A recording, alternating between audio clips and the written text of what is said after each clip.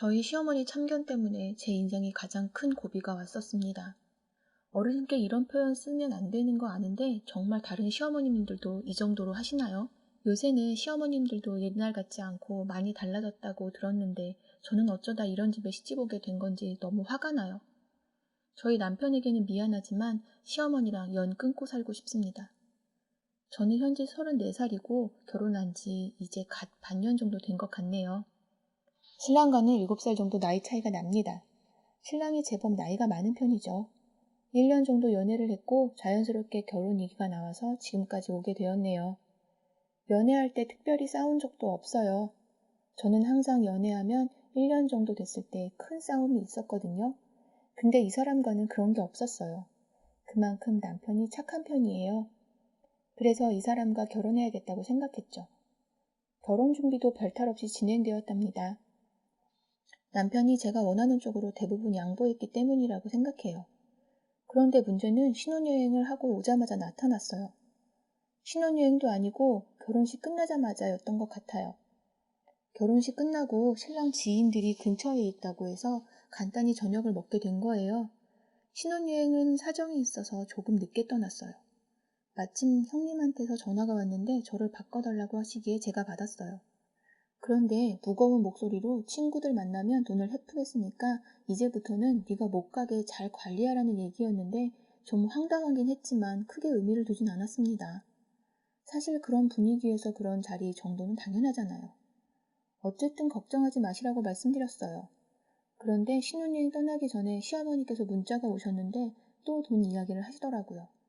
남편이 돈 함부로 쓰지 않도록 제가 옆에서 잘 관리해야 한다는 말씀이셨는데 신혼여행 가서 사도 되는 물건 목록들까지 보내신 거예요. 이게 뭔가 싶었습니다. 아들이 5살짜리 코올리개도 아니고 엄연한 성인인데 왜 다 큰 자식을 바보 취급하시나 싶었어요. 게다가 저를 대하는 방식도 싫었습니다. 저는 며느리지만 시어머니께 관리받아야 할 대상은 아니거든요.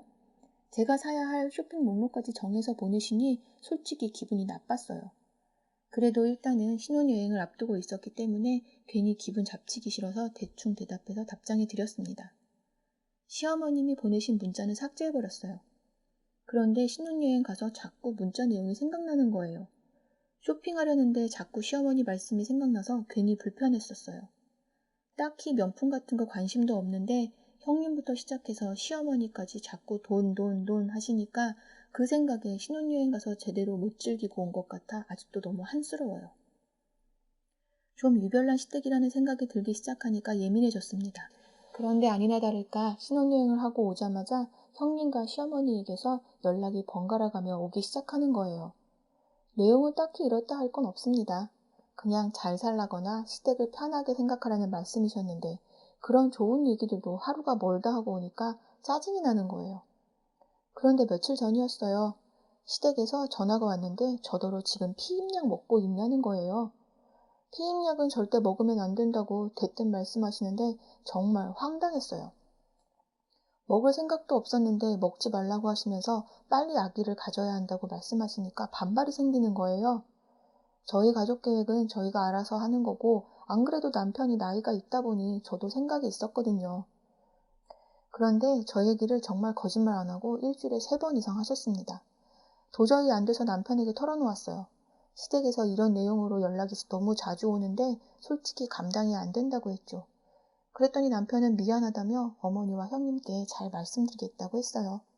다행히 한 2주 정도 시댁에서 거짓말처럼 연락이 사라졌습니다. 하지만 곧바로 2주 뒤에 다시 시작되더군요.